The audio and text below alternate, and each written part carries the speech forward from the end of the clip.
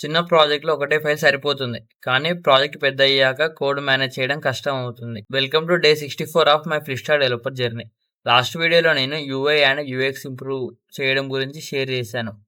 ఇవాళ నేను big project build చేయడానికి ప్రాపర్ ఫోల్డర్ స్ట్రక్చర్ ఎందుకు ఇంపార్టెంట్ అని షేర్ చేస్తాను. స్టార్టింగ్‌లో నేను అన్ని ఫైల్స్ ఒకటే ప్లేస్‌లో పెట్టా. బ్యాక్ ఎండ్, ఫ్రంట్ ఎండ్ అన్నీ మిక్స్ అయినాయి. కోడ్ ఇంక్రీజ్ అయ్యే కొద్దీ ఫైల్ ఎక్కడ ఉందో అర్థం కాలేదు.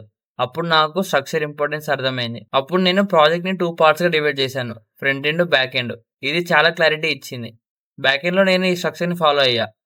Models for database, routes for API endpoints, controllers for logic, configuration for database, middlewares and server dot JS మనం మెయిన్ ఎంట్రీ ఫైల్. ఇలా సెపరేట్ చేస్తే బ్యాక్ ఎండ్ క్లీన్‌గా ఉంటుంది. Next front end. Same front end కూడా back end లాగా ఆర్గనైజ్డ్‌గా set చేశా.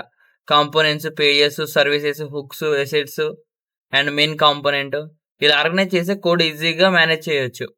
అప్పుడు నాకు అర్థమైంది, ఫోల్డర్ స్ట్రక్చర్ లేకపోతే ప్రాజెక్ట్ మెస్సీ అవుతుంది. స్ట్రక్చర్ ఉంటే ప్రాజెక్ట్ స్కేబుల్గా అవుతుంది. సో డే 64లో నేర్చుకున్న లెసన్, బిగ్ ప్రాజెక్ట్ బిల్డ్ చేయాలంటే clean folder structure must. So next వీడియోలో నేను నా ఫస్ట్ ఫుల్ మన్ ప్రాజెక్ట్ ఎలా స్టార్ట్ చేశానో షేర్ చేస్తాను.